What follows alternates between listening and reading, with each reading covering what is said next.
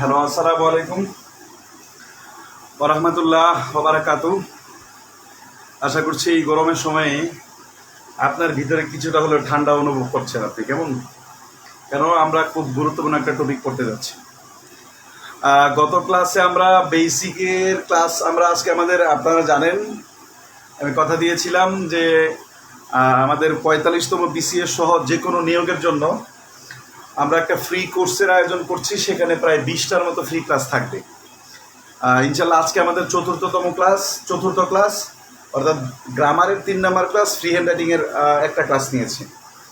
তো আমাদের চেষ্টা থাকবে আজকে খুবই সহজ, বলতে গেলে খুবই সহজ, কিন্তু বেসিকের জন্য খুবই ইম্পর্টেন্ট এবং প্রত্যেকবার এখান থেকে প্রশ্ন হয়।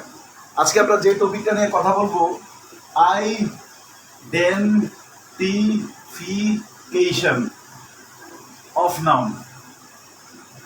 Identification of noun. প্রথম কথা হচ্ছে আমরা কেন পড়বো এটা। আমরা এই আইডেন্টিফিকেশন অফ নাউন থেকে 10তম BCS এ প্রশ্ন আসছে, 12তম BCS এ প্রশ্ন আসছে, 25তম BCS এ প্রশ্ন আসছে, সর্বশেষ 38তম BCS এ প্রশ্ন আসছে, 41তমতে আসছে, 43তমতে আসছে এবং সর্বশেষ রিবা শব্দটা কোন নাউন, এটা 44তম BCS এ প্রশ্ন আসছে। যেহেতু আমাদের এই জায়গাটা থেকে প্রশ্ন র্যান্ডমলি হচ্ছে, এবং আমি যদি আরেকটু স্পেসিফিক্যালি বলি, আমাদের 1 নাম্বার একটা টপিক আছে নাউন অ্যান্ড ডিটারমিনার। এই টপিকটা থেকে আমাদের 35তম BCS এর পর থেকে 44তম BCS এর প্রত্যেকটা বার একটা করে প্রশ্ন থাকে এবং আপনার বেসিকের জন্য এটা খুবই ইম্পর্টেন্ট। এবং আপনারা জানেন আমি যে কোনো জিনিস একদম শূন্য থেকেই শুরু করতে চাই, আজকেও তার ব্যতিক্রম হবে না ইনশাল্লাহ। এই নাউন অ্যান্ড ডিটারমিনার চ্যাপ্টারের আজকে আমরা একটা অংশ নিয়ে কথা বলবো। কি নিয়ে? আইডেন্টিফিকেশন অফ নাউন নিয়ে। খাতায় শিরোনামটা লিখে ফেলেন, আইডেন্টিফিকেশন অফ নাউন। অর্থাৎ এই নিয়ে আমরা একটু কথা বলতে চাই। আমরা 40, 50, 60 মিনিট অথবা একটু কথা বলবো ইনশাল্লাহ। তারপরে আপনাদের অনেকেই মন খারাপ, আজকে ভর্তি হতে পারেননি, এই বিষয় নিয়েও বিস্তারিত কথা বলবো। সব কিছু মিলে বিস্তারিত কথা বলবো ইনশাল্লাহ। আমাকে প্রথমেই জানান যে সব কিছু ঠিকঠাক দেখা যাচ্ছে কিনা এবং শোনা যাচ্ছে কিনা এবং ক্লিয়ারলি আমার কথা বোঝা যাচ্ছে কিনা। এবং আপনারা দয়া করে যে কাজটা বারবার বলি, প্রত্যেক দিন বলি, কারণ হচ্ছে কি, আপনি যদি কাউকে একবার ভালোবেসে ফেলেন, তাকে 100 বার আই লাভ ইউ বলতে কোনো সমস্যা আছে? আমার তো কোনো সমস্যা নেই।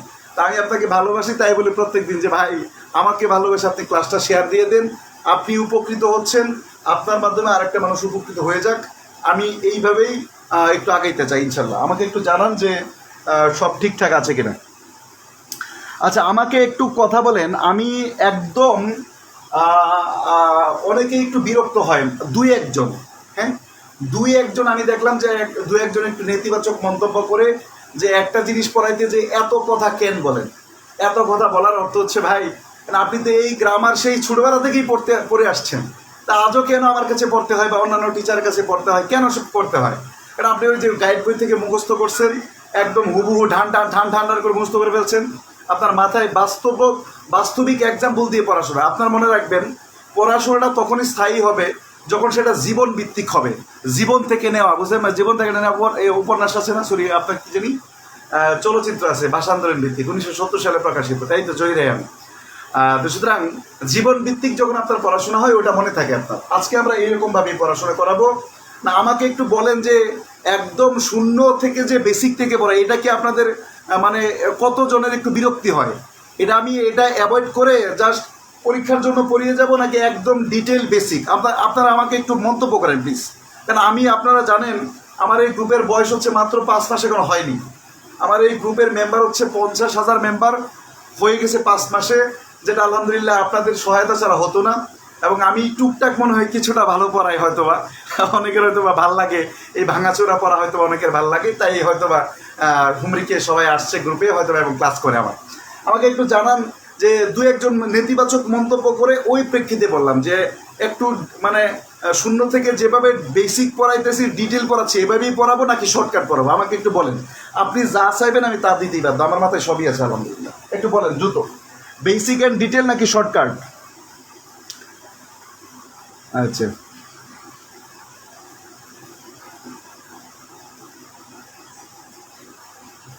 আচ্ছা, বেসিক অ্যান্ড ডিটেল, আচ্ছা ঠিক আছে, ডিটেলস আলহামদুলিল্লাহ ডিটেল। প্রত্যেকের মতামত চাচ্ছি। হ্যাঁ, নেটওয়ার্ক খুব প্রবলেম, হ্যাঁ এটা নেটওয়ার্ক প্রবলেম, এটা তো আমাদের হাতে নেই ভাই। যেহেতু নেটওয়ার্ক প্রবলেম আমাদের হাতে নেই, আমাদের যেটা হাতে আছে, মনে করেন নেটওয়ার্কটা কীরকম, নেটওয়ার্ক হচ্ছে আপনার হারিয়ে যাওয়া গার্লফ্রেন্ডের মতো। মনে করেন আপনার গার্লফ্রেন্ডের বিয়ে হয়ে গেছে অথবা আপনার বয়ফ্রেন্ডের বিয়ে হয়ে গেছে, তার সাথে কথা হয়, মাঝে মাঝে কথা হয়, কিন্তু প্রশ্ন হচ্ছে আপনি কি, সে কি আপনার, বলেন তো, সে কি আপনার আয়ত্তাধীন আছে? না, নাই, কিন্তু মাঝে মাঝে কথা হয়। নেটওয়ার্ক হচ্ছে এরকম যে তার কাছে আয়ত্তে যখন সে আসবে তাকে অ্যাকসেপ্ট করতে হবে, ভালোবাসা দিতে হবে, যখন থাকবে না তখন তার প্রতি অভিমান করে বসে থাকা যাবে না, তাকে শ্রদ্ধা জানাতে হবে, হ্যাঁ যে তুমি আসো, তারপরে এটা পরে দেখা যাবে। আমরা আইডেন্টিফিকেশন নাউন নিয়ে কথা বলতে চাই, আমরা শুরু করে দিতে চাই আমাদের আজকের আলোচনা ইনশাআল্লাহ। আচ্ছা, প্রথমে আমরা দেখাতে চাই এই জায়গাটা থেকে আমাদের আজকে আমরা যে বিষয়টা পড়বো সেটা থেকে কি কি টাইপের প্রশ্ন হয়, কি কি টাইপের প্রশ্ন হয়। প্রথম আমরা নাউন নিয়ে কথা বলতে চাই, একটু নাউন নিয়ে কথা বলতে চাই। যেমন আপনাকে বলা হলো যে আমার নাম কি, আমার নাম কবির হোসেন। আপনার নাম কি, আপনার নাম শম্পা বেগম। আরেকজনের নাম কি, আরেকজনের নাম স্বপ্না বেগম। আরেকজনের নাম কি, আরেকজনের নাম আবুল হোসেন। আরেকজনের নাম কি, আরেকজনের নাম মিনারা খাতুন। আরেকজনের নাম কি, আরেকজনের নাম হচ্ছে ধরেন কুত্তা। মানে আরেকজনের নাম তো কুত্তা না, কুত্তা একটা প্রাণীর নাম, তাহলে কুত্তাও তো একটা নাম, তাই তো? মনে করেন যে একটা মুরগি একটা নাম না? হ্যাঁ, মুরগি একটা নাম। মনে করেন যে আপনার গার্লফ্রেন্ডের বাপের নাম আব্দুর রফিক, হ্যাঁ তো রফিকও একটা নাম। এরপরে আপনি যে দেশে থাকেন সেই দেশের নাম কি, বাংলাদেশ। আপনার মনে করেন যে ক্যাটরিনা কাইফ থাকে কোথায়, ইন্ডিয়া, তাহলে ইন্ডিয়া একটা দেশের নাম, তাই তো? এবার চলেন, আপনি পড়েন কি বই, তাহলে বই একটা নাম। আপনি লিখি কি দিয়ে, মার্কার একটা নাম। তা আমি যেটা পরে আছি গেঞ্জি, এটা কি একটা নাম। আমি যেটা পরে আছি চোখে, এটা কি, এটা একটা চশমা, এটাও একটা নাম। বুঝাইতে পারলাম?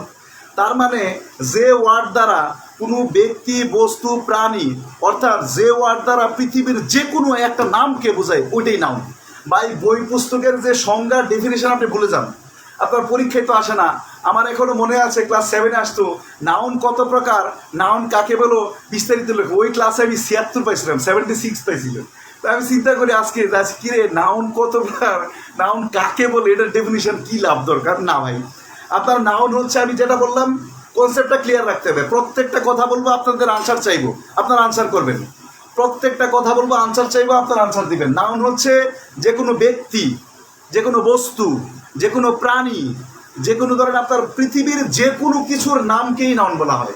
তার মানে নাউনের পাশে আপনি লিখবেন, ইংলিশে বলে, ইংলিশে লেখার দরকার নাই, আপনি লিখবেন যে কোনো একটা নাম, যে কোনো নাম, যে কোনো নাম, যে কোনো নাম। তার মানে যে কোনো নামকেই কি বলা হবে, নাউন বলা হবে।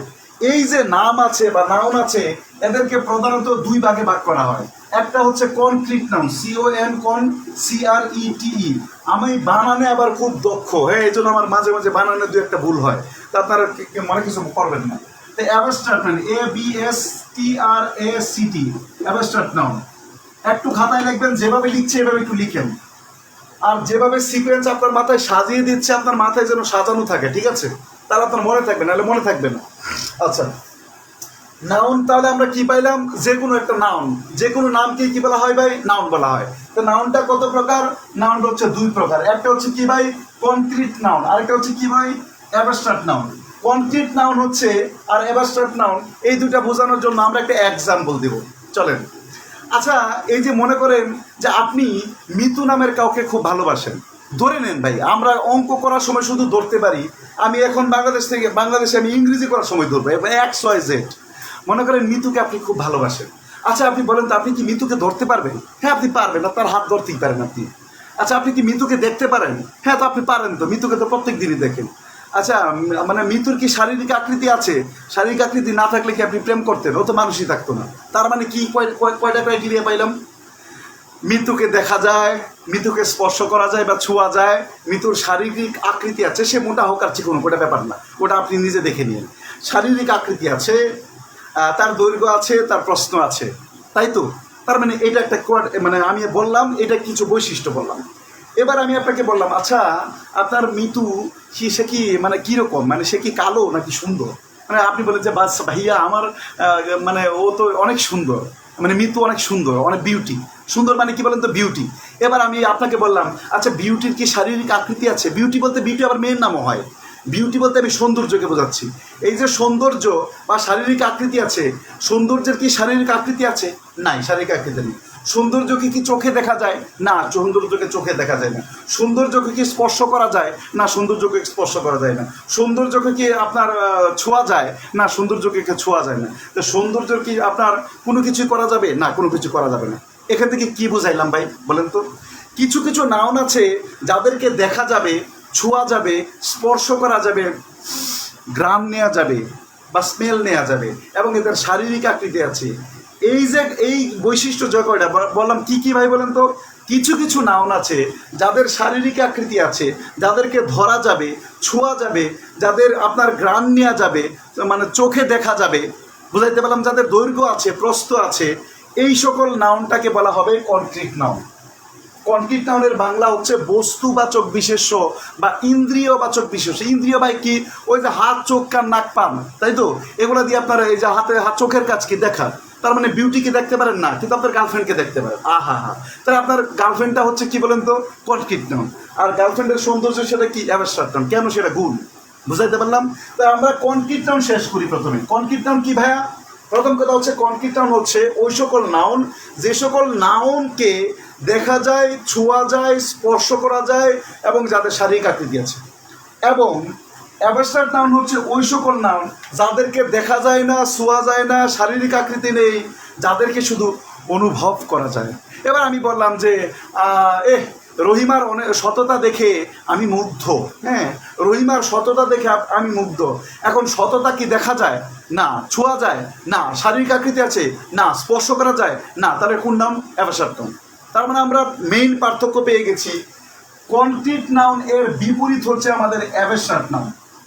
কনক্রিট নাউন এর বিপরীত হচ্ছে কি বলতো? Abstract noun. দুইটা ক্রাইটেরিয়া পাইলাম আমাদের। কনক্রিট নাউন হচ্ছে যেটা বস্তুবাচক বা ইন্দ্রিয়বাচক, আর অ্যাবস্ট্রাক্ট নাউন হচ্ছে আমাদের কি বলেন তো? গুণবাচক বা ভাববাচক।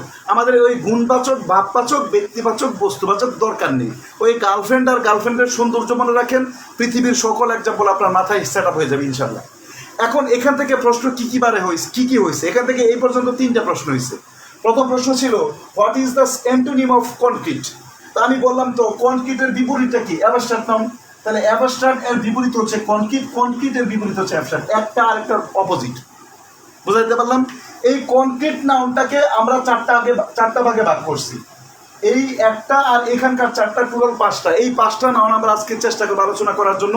এই 5টা নাউনের প্রকার থেকে এই পর্যন্ত বিসিএস এর সর্বশেষ 4টা বিসিএস এর প্রশ্ন আসতেছে, এবং 10তম, 12তম এবং খুব সম্ভবত 25তম বিসিএস এর প্রশ্ন আসছে।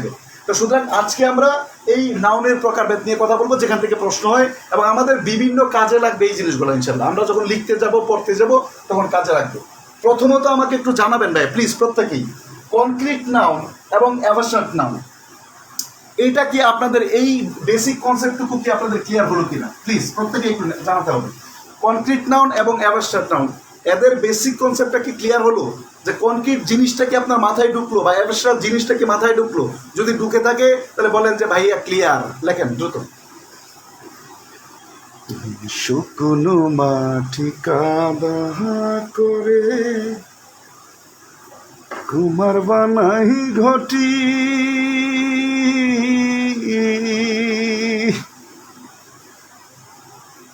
তোরে ভালো বাসায় আমার জীবন হইল মাটি, আমার জীবন হইল মাটি।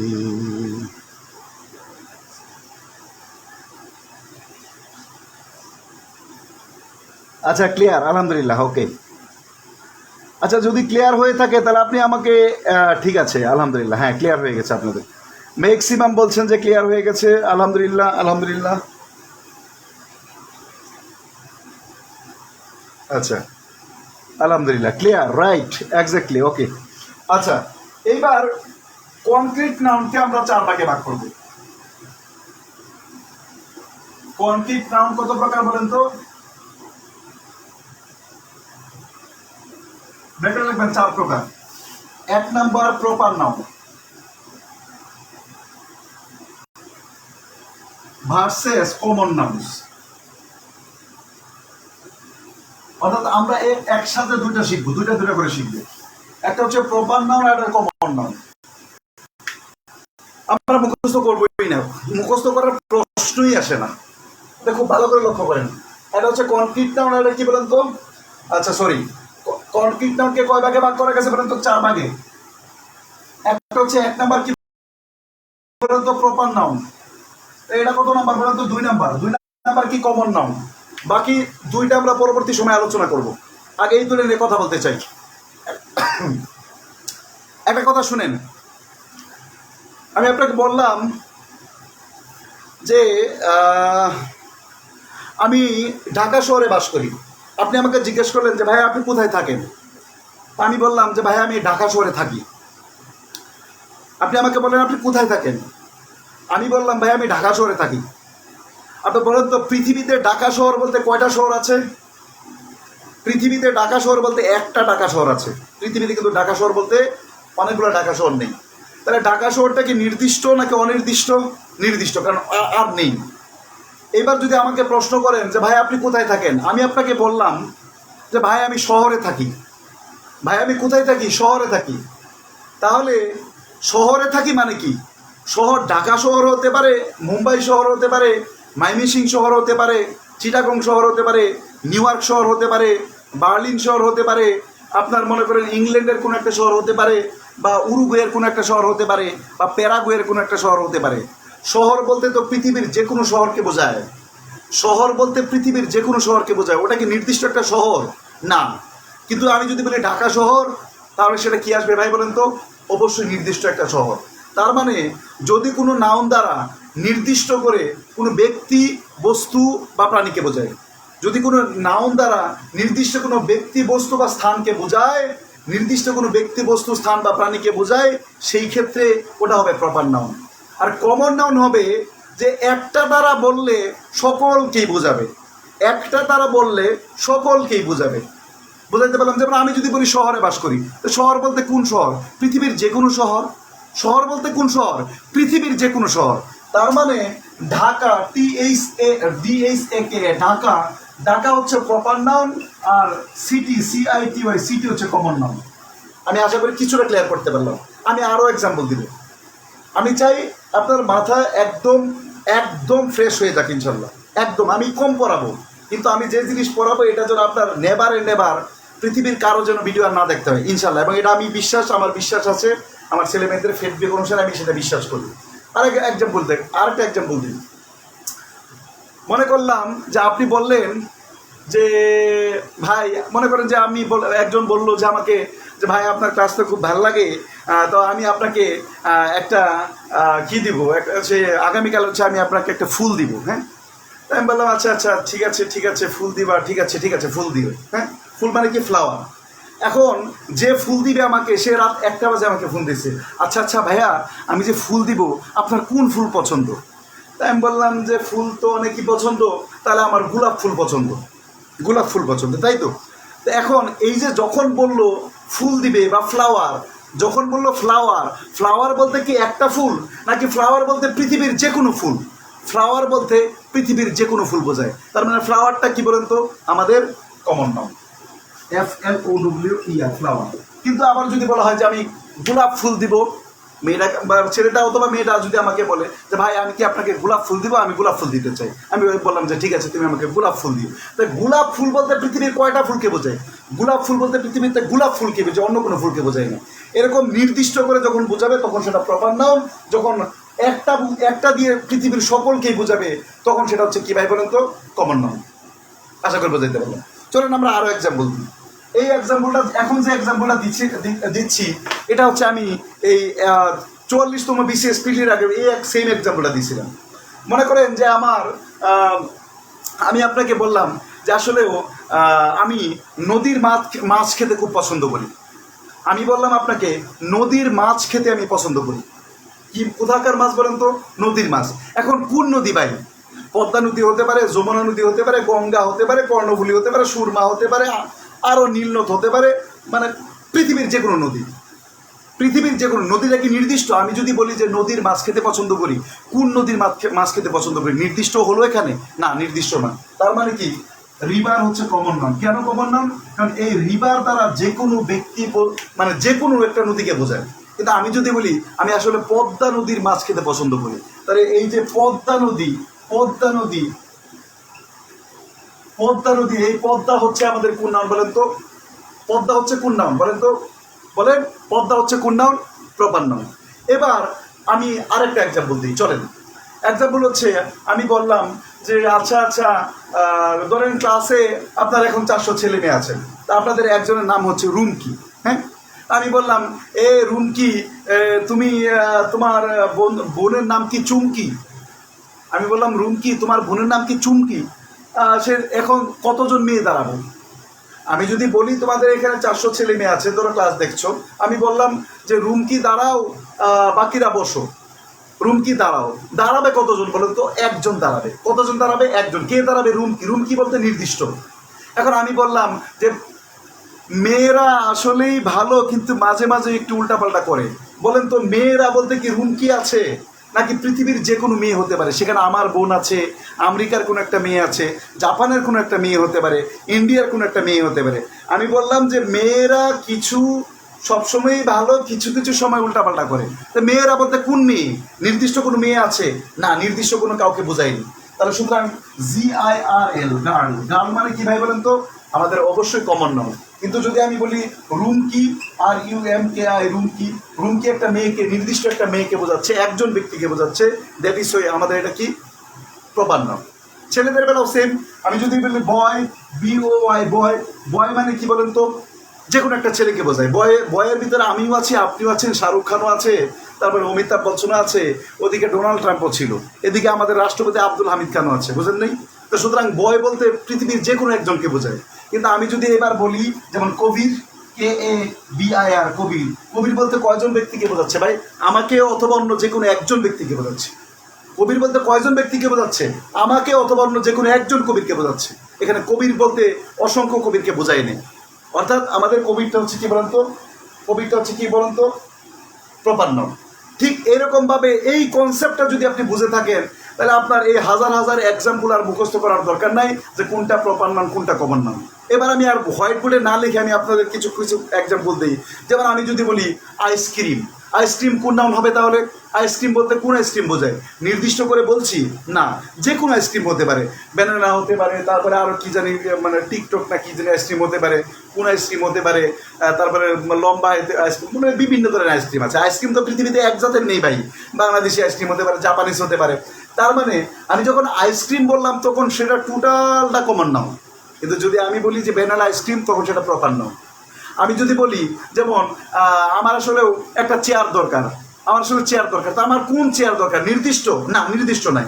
চেয়ার বলতে যে কোনো চেয়ার হতে পারে, লোহার চেয়ার, RFL চেয়ার, দেশি চেয়ার, বিদেশি চেয়ার, উষা চেয়ার, নিশা চেয়ার, আপনার যে কোনো চেয়ার। কিন্তু আমি যদি বলি RFL চেয়ার, তার নির্দিষ্ট RFL চেয়ার। সুতরাং RFL chair proper noun, chair হচ্ছে কমন নাউন। এবার আমি আপনাকে বললাম যে আমি কবির একজন ক্ষুদ্র শিক্ষক, তাহলে আমিটা হচ্ছে আমাদের কবিরটা হচ্ছে কি প্রপার নাউন। কিন্তু শিক্ষক বা টিচার, এখন টিচার কি আমি একজন? আমি যদি বলি টিচার মানে মানে আমি কি বললাম যে আমি কবির একজন শিক্ষক বা টিচার। এখন টিচার বলতে আমিও পড়ি, আবার যিনি ঢাকা বিশ্ববিদ্যালয়ে আমাকে পড়াইছেন উনিও, আবার যিনি হার্ভার্ড বিশ্ববিদ্যালয়ে পড়াশোনা করেছেন উনিও, সবাই কিন্তু টিচার। এখন টিচার বলতে নির্দিষ্ট কাউকে বোঝায় না। টিচারটা কীতে হবে? Common noun. আমি যদি বলি একজন আমার যেমন রহিমা একজন ডাক্তারনি বা ডাক্তার, তাহলে ডাক্তার দ্বারা কাকে বোঝায়? ডক্টর শব্দ দ্বারা পৃথিবীর একজন নির্দিষ্ট করে ডাক্তারকে বোঝায় না। ডক্টর দ্বারা পৃথিবীর যে কোনো মানুষ হতে পারে ডাক্তার। ডক্টর দ্বারা পৃথিবীর যে কোনো মানুষকে বোঝানো যেতে পারে যে যে কোনো দেশের মানুষ হতে পারে ডক্টর। এই কনসেপ্টটা যদি আপনি বুঝে যান, তাহলে আপনার এই প্রপার নাউন এবং কমন নাউন এই কনসেপ্টটা বুঝে গেলে আপনার বই থেকে শত শত এক্সাম্পল আর মুখস্থ করতে হয় না। যেমন এইবার 44তম পরীক্ষায় এই রিভার শব্দটা আসছিল। অপশনে ছিল river is what kind of noun river is, রিভারটা কোন ধরনের noun, noun, proper noun, common noun, abstract noun, আর একটা অপশন কি জানি ছিল। তাই আমাদের আনসার ছিল আমাদের কমন নাউন। এবার আপনি বলেন যে আরও কিছু কথা আছে, প্রপার নাউন এবং কমন নাউন নিয়ে আরও কিছু কথা আছে। আগে বলেন যে প্রপার নাউন এবং কমন নাউন যদি ক্লিয়ার হয়ে থাকে, প্রপার নাউন এবং কমন নাউনের কনসেপ্ট যদি ক্লিয়ার হয়ে থাকে, আমি বলছি না যে আপনি আমার এই 10 মিনিটের ভিডিও দিয়ে আপনি সব ক্লাস মানে সব পেরে যাবেন, না, এরপরে আরও লেকচার শিট থাকবে, লেকচার শিটের পর আপনার প্র্যাকটিস থাকবে, প্র্যাকটিসের পর আপনি পারবেন না আমাকে জিজ্ঞাসা করবেন, এটা হচ্ছে লার্নিং অফ প্রসিডিউর, তাই তো? আচ্ছা, এখন আমার প্রশ্ন হচ্ছে, আমি আপনাকে বলেন যে প্রপার নাউন এবং কমন নাউন এর কনসেপ্ট যদি ক্লিয়ার হয়ে থাকে তাহলে আপনি লেখেন পিসি, পিসি সমান সমান সিএলআর, সিএলআর তার মানে কি প্রপার কমন সিএলআর মানে ক্লিয়ার, দ্রুত লেখেন।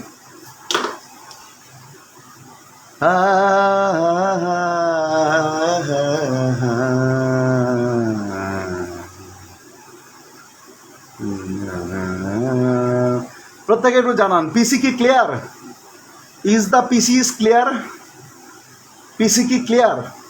ওকে, আচ্ছা, সবাই বলছেন পিসি ক্লিয়ার।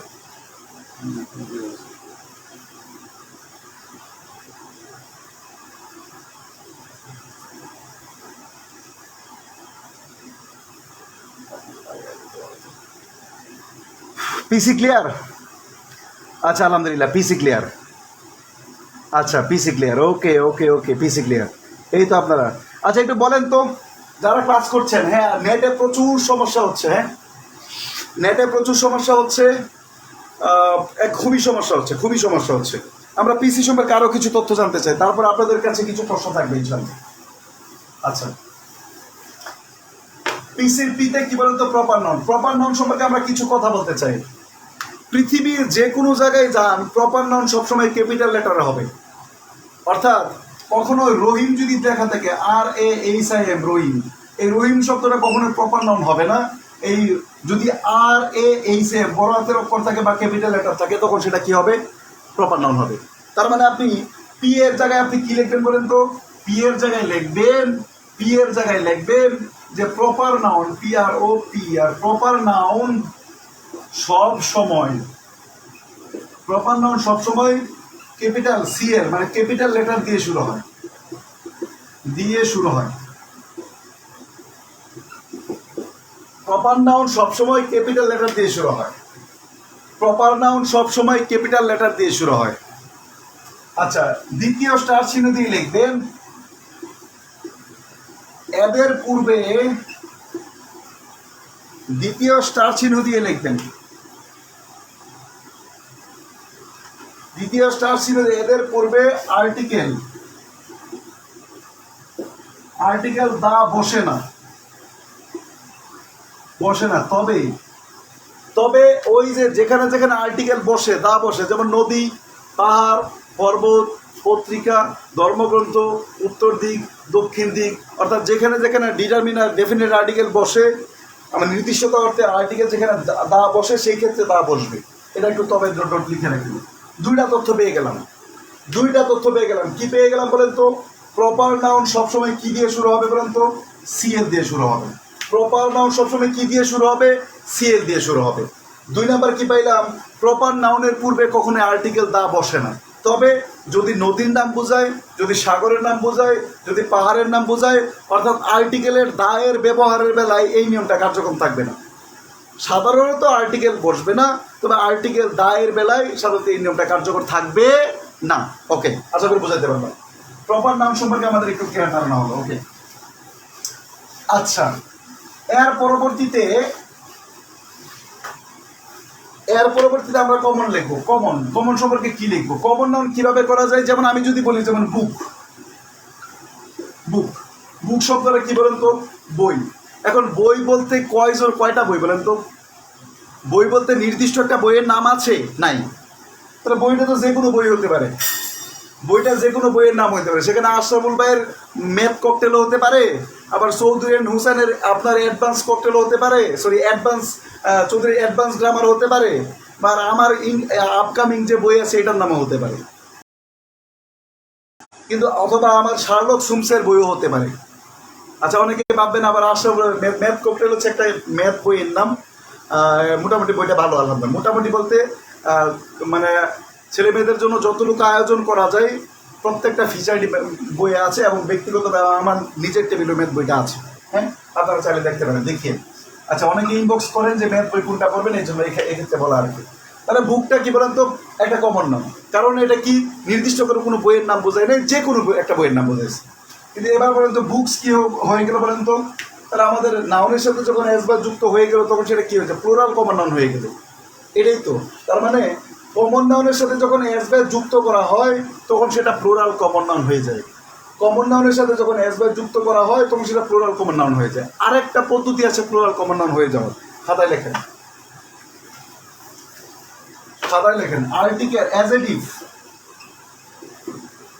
অ্যাজেটিভ এর পূর্বে যদি আর্টিকেল দা বসে,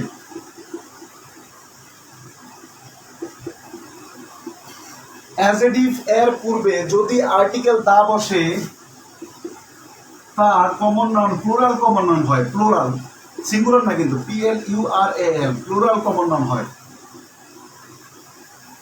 কমন নাউন হয়, প্লুরাল কমন। এটা খুবই ইম্পর্টেন্ট জিনিস। এটা আপনাদের যখন আপনি ফ্রি হ্যান্ড রাইটিং লিখবেন অথবা যখন আপনারা অন্য কিছু সলভ করবেন, choose the correct option solve করবেন, তখন এই নিয়মটা খুব কাজে লাগে। অ্যাজেটিভ এর পূর্বে কে থাকবে বলেন তো? আর্টিকেল সব না, শুধুমাত্র কে বলেন তো? আর্টিকেল দা। অ্যাজেটিভ এর পূর্বে যদি আর্টিকেল দা থাকে, কে থাকবে ভাই? আর্টিকেল দা থাকবে। অ্যাজেটিভ এর পূর্বে যদি আর্টিকেল দা থাকে তখন সেটা কি হয়? প্লুরাল কমন নাউন হয়ে যায়। অনেকে শুধু মুখস্থ রাখেন কমন নাউন হয়ে যায়, কিন্তু শুধু কমন নাউন, কোন নাউন বলেন তো? প্লুরাল কমন নাউন হয়ে যায়। আমি আবার একটু বলছি, একটু লিখে নেন। অ্যাজেটিভ এর পূর্বে যদি আর্টিকেল দা বসে তখন সেটা কি হয়ে যায়? প্লুরাল কমন নাউন হয়ে যায়। আশা করে বুঝাইতে পারলাম। ওকে, এবার আমরা একটা এক্সাম্পল দিই। যেমন the rich, RICH, the rich, R/is, the rich, R/is,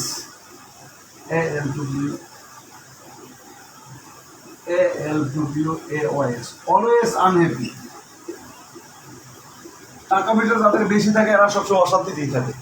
প্রথম কথা হচ্ছে, মনে রাখবেন অ্যাজেটিভ কখনোই সেন্টেন্সের সাবজেক্ট হতে পারে না।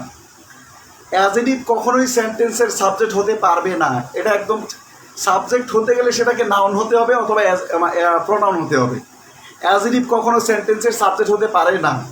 কিন্তু যদি অ্যাজেটিভ পূর্বে, দেখেন এখানে রিচ শব্দ হচ্ছে অ্যাজেটিভ, কিন্তু অ্যাজেটিভের পূর্বে যদি আর্টিকেল দা বসে, অ্যাজেটিভ এর পূর্বে যদি আর্টিকেল দা বসে, সেই ক্ষেত্রে অ্যাজেটিভের পূর্বে যদি আর্টিকেল দা বসে তখন সেটা অ্যাজেটিভ থাকে না। তখন কি হয়? সেটা কমন নাউন হয়ে যায়। কেমন কমন নাউন হয়? প্লুরাল কমন নাউন হয়। তার মানে আমরা জানি তাহলে এই অংশটুকু কি হয়ে গেল ভাই বলেন তো? প্লুরাল কমন নাউন হয়ে গেল। তো সাবজেক্টটা যেহেতু প্লুরাল, তাহলে আমাদের ভার্বটাও কি আসবে? প্লুরাল। এই কারণে আমাদের ইজ না এসে কি আসবে বলেন তো? আর আসবে। এই কারণে আমাদের ইজ না এসে কি আসবে বলেন তো? আর আসবে। আমি আবার বলছি, আরেকটা এক্সাম্পল দিচ্ছি। আমরা আরেকটা এক্সাম্পল দিচ্ছি।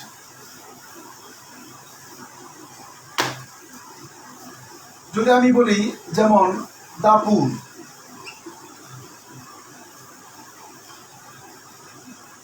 দাপুর লুক অথবা লুকস অলওয়েজ, দাপুর লুক অথবা লুকস অলওয়েজ হ্যাপি।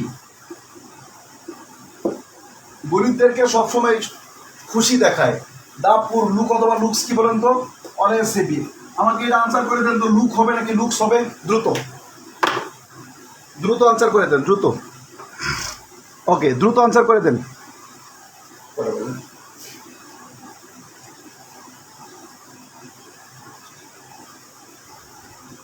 আচ্ছা, দাপুর প্লুরাল কমন না, এখানে দাপুর না, এখানে আনসার কি হবে? লুক অথবা লুকস। দ্রুত, লুক অথবা লুকস। একটু আনসার করেন প্রত্যেকেই। বৃষ্টিকে অনেকদিন পর দেখলাম।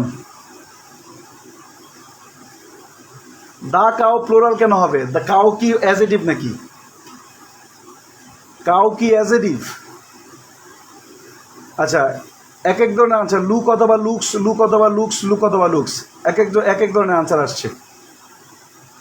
আচ্ছা,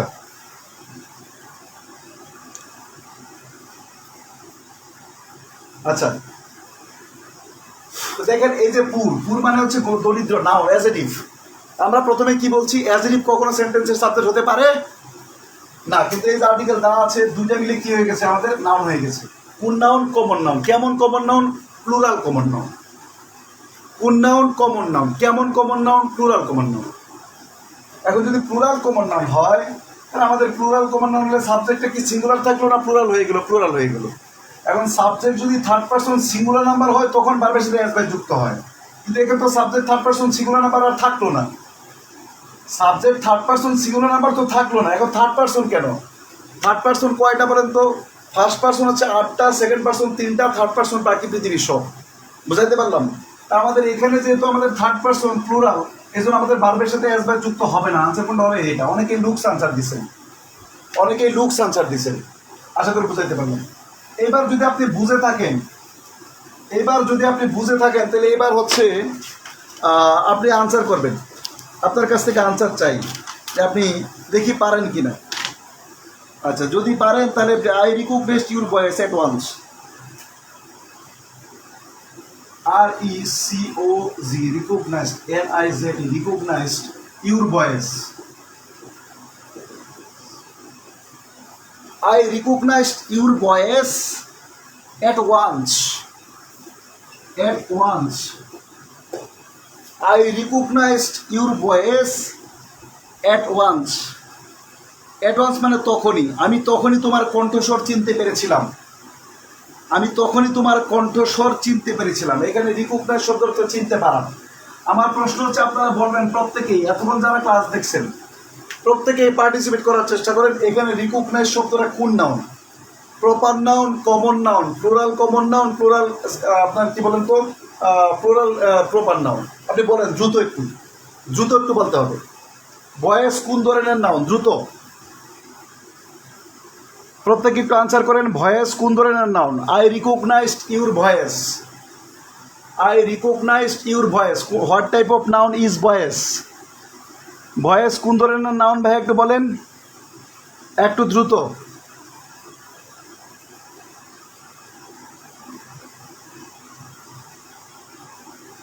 হ্যাঁ, অনেক নেট প্রবলেম হচ্ছে। জুয়েল বলছে অনেক নেট প্রবলেম হচ্ছে। হ্যাঁ, আমিও বুঝতে পারছি অনেক নেট প্রবলেম হচ্ছে। দেখা যাক ইনশাল্লাহ, আমরা দেখি আর কতক্ষণ চালানো যায়।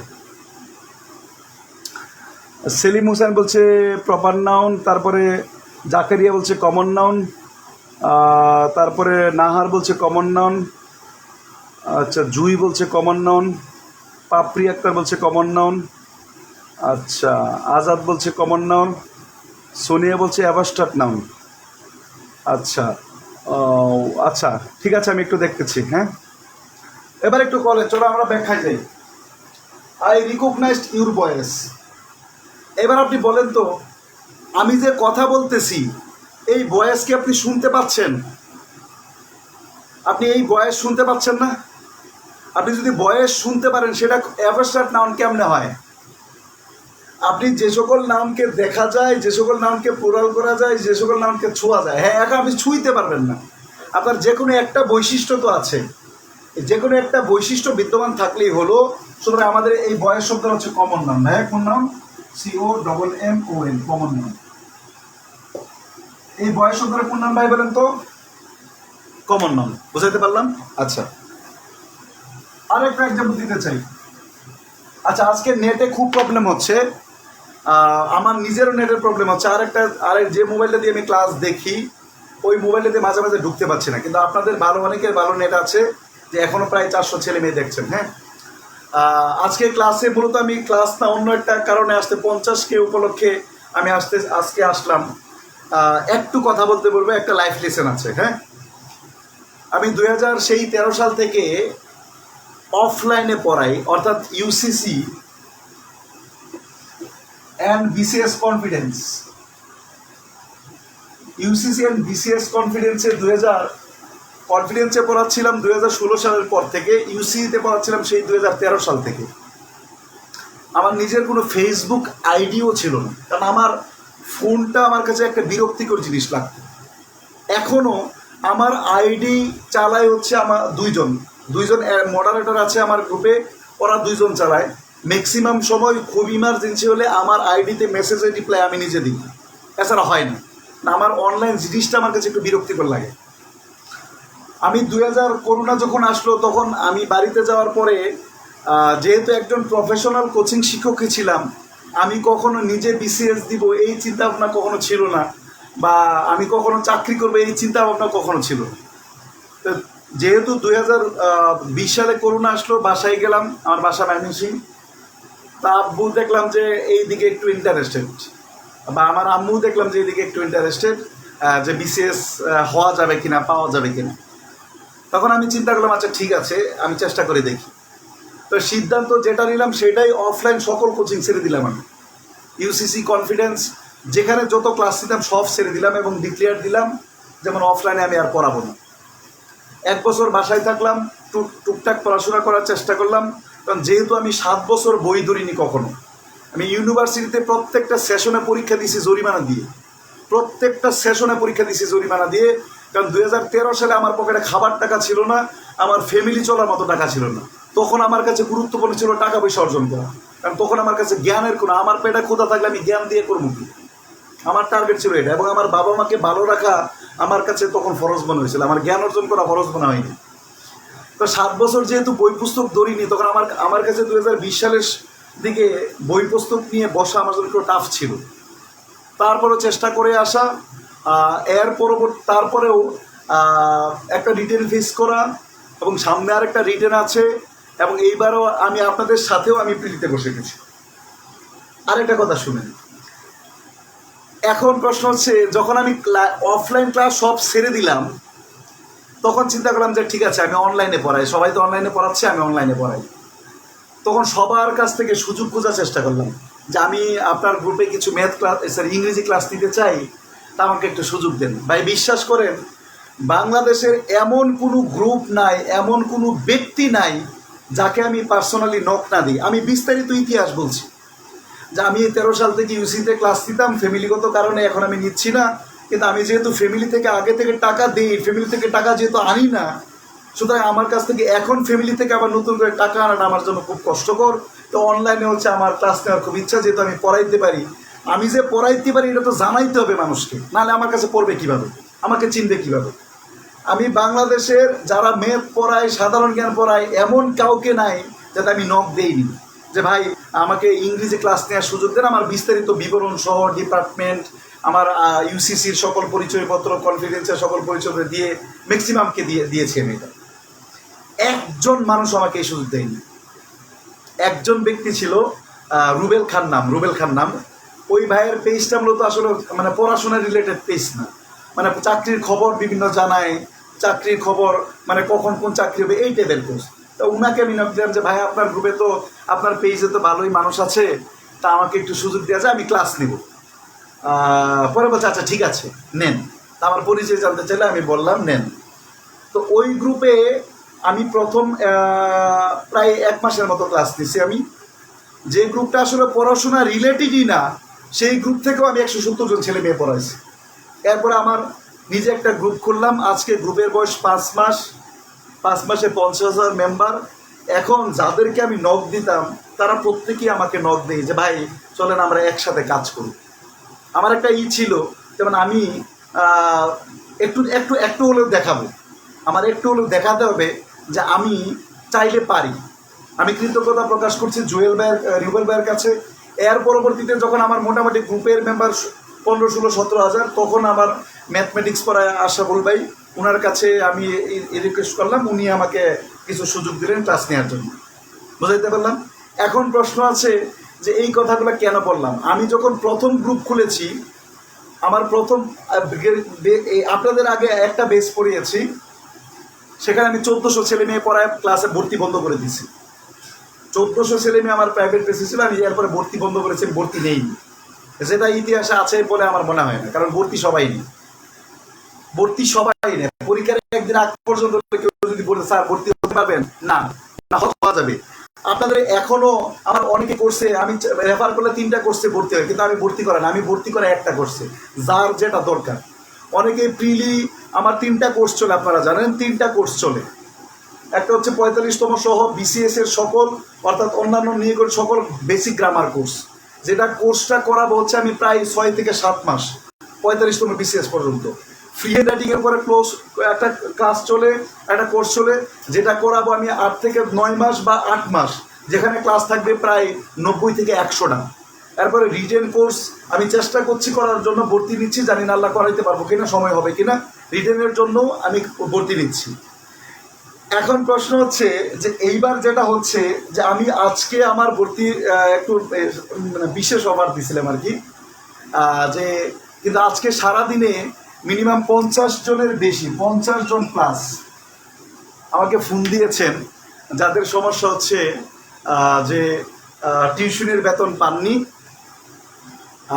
টিউশনের বেতন 3, 4 তারিখ 5 তারিখ পান, এবং সবচেয়ে আরেকটা মোস্ট ইম্পর্টেন্ট কথা হচ্ছে যে আজকে 7:30টার পরে আমার 7:30টা 8টার দিকে আমার বিকাশের লিমিট শেষ হয়ে গেছে। যে 2টা নাম্বার দিছি, লিমিট শেষ হয়ে যাওয়ার কারণে আজকে আমি ভর্তিটা নিতে পারি।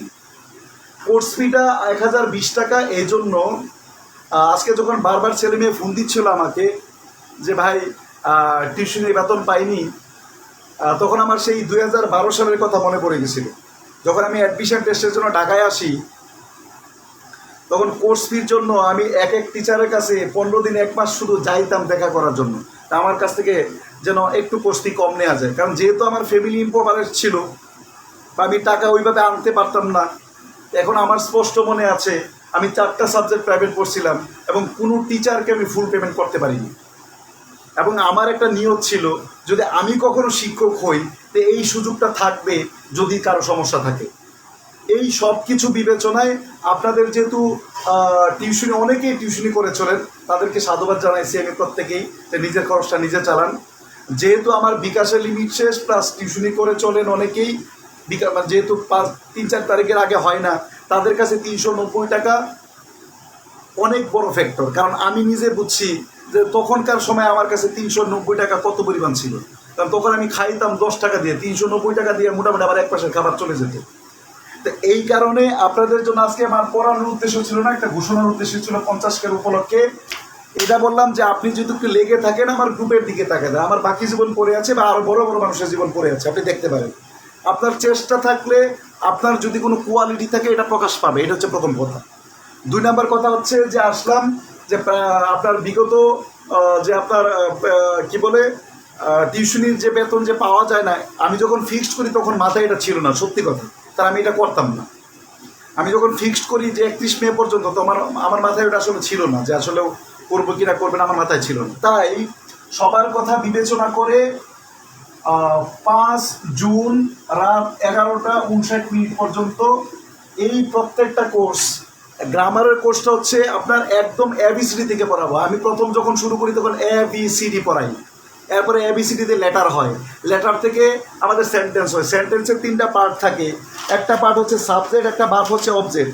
আপনারা দেখছেন এখানে লেখা আছে বেসিক কনসেপ্ট, আমার পেজ বেসের শিট, আমাদের basic concept of subject verb object. এই একটা শিটের উপর আমার 3টা ক্লাস থাকে, 3টা ক্লাস দিয়ে আপনার একটা পরীক্ষা নেই।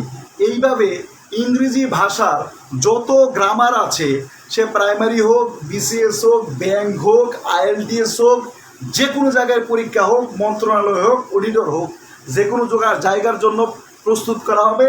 এবং এই কোর্সটার মেয়াদ হবে 6 থেকে 7 মাস। যেহেতু প্রিলিমিনারি পরীক্ষা হবে আগামী বছরের মার্চ অথবা এপ্রিল মাসে, সুতরাং এখন চলে হচ্ছে আপনার জুন মাস, তো সুতরাং এক্ষেত্রে আপনার 6, 7 অথবা 8 মাস আপনি পাচ্ছেন।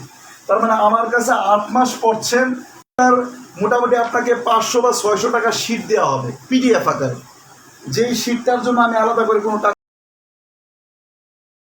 নিচ্ছি না, মোটামুটি সবাই টাকা নেই, শিটের জন্য টাকা নেই। না হলে কোনো অন্যান্য টিচারদের বই আছে, বই কিনতে হয়, কিন্তু আমি যেহেতু ফকির মিসকিন মানুষ, এর জন্য আমি নেই না। বুঝাইতে পারলাম? তো শিটের আকারে কি কি থাকবে, ভোকাবুলারি, প্রেপোজিশন, ফ্রেজ, ইডিয়ম, প্রত্যেকটা বিষয়ই থাকবে আমাদের এখানে 1020 টাকা দিয়ে। যাদের একটু সমস্যা আছে তারা ভর্তি হন, যাদের আর্থিক সমস্যা নাই তারা 5 জুনের আগে ভর্তি হয়েন না, তাহলে আমাকে ঠকানো হয়। আমি জানি আমার কোর্সটার মূল্য অনেক বেশি, এবং যারা আমার পেইড বেসে আছে তারা খুব ভালো বলতে পারবে। আচ্ছা, 2 নাম্বার কোর্স চলে free hand writing. Free hand writing হচ্ছে গতকাল একটা ক্লাস নিয়েছিলাম, একটা ক্লাসের পরে আমার 100 ছেলে মেয়ে ভর্তি হয়েছে। আমি একটা ক্লাস নিয়েছি, আমি অনলাইনে কখনো ফ্রি হ্যান্ড রাইটিংয়ের ক্লাস ফ্রি ক্লাস নিইনি।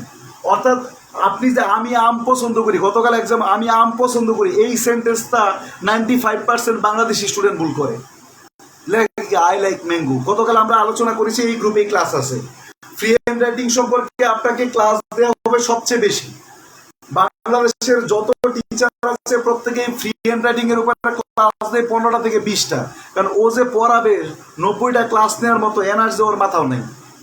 আমি এক সম্মান রেখেই বললাম, কারণ এখন পর্যন্ত আমি কোনো পাইনি, কারণ বাংলাদেশের সব কিছু ঘাটা আছে আমার।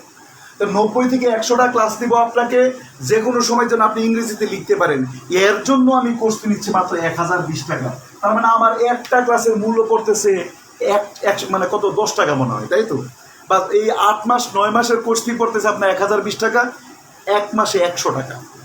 আর 44তম রিটেন পেয়েছে। অনেকে বলছেন ফ্রি হ্যান্ড রাইটিং করলে কি 44তম রিটেন কভার হয়ে যাবে? না, 44তম রিটেন পেয়েছে শুধুমাত্র রিটেন কভার করা হবে। অর্থাৎ প্যাসেজ উপরে ক্লাস থাকবে, বাংলা থেকে ইংরেজি, ইংরেজি থেকে বাংলা। বুঝাইতে পারলাম? এতটুকু থাকবে 44তম রিটেনের জন্য। আর এটার জন্য আমাদের 1850 টাকা ধরছিলাম, এটার জন্য আমরা 1530 টাকা নিচ্ছি এখন পর্যন্ত। অর্থাৎ এই অফারটা থাকবে 5 জুন 11:59 পর্যন্ত। আশা করি বোঝাতে পারলাম। এরপরেও আমি আপনাকে বলবো, আজকে যদি প্রথম কেউ ক্লাস দেখে থাকেন, ভর্তি হওয়ার দরকার নেই। আমার গ্রুপে অসংখ্য ক্লাস আছে। অনেকেই বলে, অনেক বড় বড় নামদারি টিচার আছে যারা বলে যে আপনার কাছে পোলাপান পড়বে কেন, আপনি তো সব ফ্রি ক্লাসই নিয়ে নেন। তাই আমি বললাম, গত বেঁচে বলছিলাম যে আপনি কতজন স্টুডেন্ট পড়েন? বলছো যে 350। তা আপনি কয়টা ফ্রি ক্লাস নিয়েছেন? বলছে একটাও না। তা আপনি ফ্রি ক্লাস একটা না নিয়ে পড়েন 350, আর আমি ফ্রি ক্লাস মানে ডজন ডজন ফ্রি ক্লাস নিয়ে আমি ছেলে মেয়ে পড়াই 1400, তাহলে লাভ কার বেশি? এটা বড় কথা না। আমি একটা কথা বিশ্বাস করি, আমি যদি কারো 1 ফুটা উপকার করি, আসমানে উনি বসে আছেন, উনি সিগনেচার দেওয়ার জন্য, যে আমার উপকার হওয়ার জন্য। ক্লিয়ার? কারো যদি সত্যিকার অর্থে শূন্য থেকে ইংরেজি শিখতে মন চায়, তাহলে আপনি কোর্সটা এনরোল করতে পারেন যদি ইচ্ছা থাকে। আপনি ভর্তি হতে বাধ্য না, বা আমি আপনাকে ইনস্টিগেট করব না, চাপাচাপি করব না। কিন্তু যদি ইচ্ছা থাকে যে আমি ইংরেজি শিখে পরীক্ষা দিতে বসবো বা আমি ইংরেজি শিখবো, তাহলে আপনি হতে পারেন। আশা করি আপনার জীবনের বেস্ট একটা ইনভেস্টমেন্ট হবে। এবং এই 1020 টাকা অন্য কেউ দিয়ে না। যাদের আর্থিক সমস্যা নাই তারা 1020 টাকা দিয়ে ভর্তি হয়েন না, তাহলে আমাকে ঢোকানো হবে। এবং এই অফারটা শুধুমাত্র যাদের আর্থিক সমস্যা আছে, যারা টিউশনি করে চলেন, যাদের বয়স একটু শেষ অবস্থায় হতাশায় আছেন, তাদের জন্য পাশে দাঁড়ানো। কারণ প্রত্যেকটা স্টেজ আমি পার করে আসছি। টিউশনি করে চলে আসছি সিঙ্গেল টিউশনি 1000 টাকা দিয়ে, 500 টাকা দিয়ে। আর মানে টিউশনি করছি এইভাবে যে দুপুরের খাবার দিবে আর টিউশনি করাবো। বুঝেন নাই? জীবন তো আর এমনি চলে না, জীবন এমনিই চলছে। আমি যে জায়গাগুলো ফেস করেছি, এই জায়গাগুলো আমি মানুষের পাশে দাঁড়ানোর চেষ্টা করছি। বাকিটা আল্লাহ ভালো জানে। খুব সম্ভবত আগামীকাল ক্লাস দিব কিনা, আগামীকাল রাত 10টায় আপনাদের ফ্রি হ্যান্ড রাইটিংয়ের উপর সেকেন্ড ক্লাস হবে। ফ্রি হ্যান্ড রাইটিংয়ের উপর সেকেন্ড ক্লাস হবে আগামীকাল রাত 10টায়। আজকের এই পর্যন্তই। যারা ভর্তি হবেন তারা দ্রুত ভর্তি হয়ে যান ভাই। 5 তারিখ 59 মিনিটে আপনি যাই ভর্তি হবেন না ভাই। এতে আমার হয় কি, তখন ওই দিন আবার বিকাশের আবার লিমিট শেষ হয়। তখন বিকাশের লিমিট শেষ হলে এই দায়িত্ব তো আপনার না, তখন আমার থাকে। তখন আমার বাধ্য হয়ে আবার কোর্সটি মানে সময় বাড়াইতে হয়।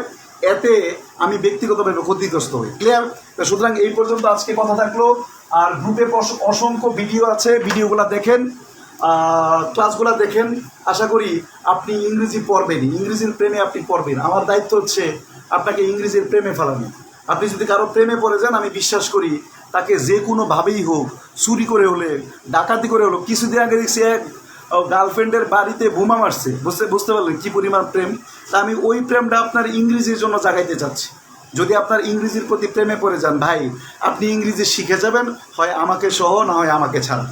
ঠিক সেই জায়গাটায় আপনার সাথে আমার দেখা হবে। বিদায়। আজকের জন্য ক্লাসটা শেষ করছি। আল্লাহ হাফেজ। এবং যে কোনো তথ্যের জন্য ইনবক্স করতে হবে, ইনবক্সে আপনাকে বিস্তারিত তথ্য দেওয়া থাকবে। ও আচ্ছা, অনেকে ক্লাস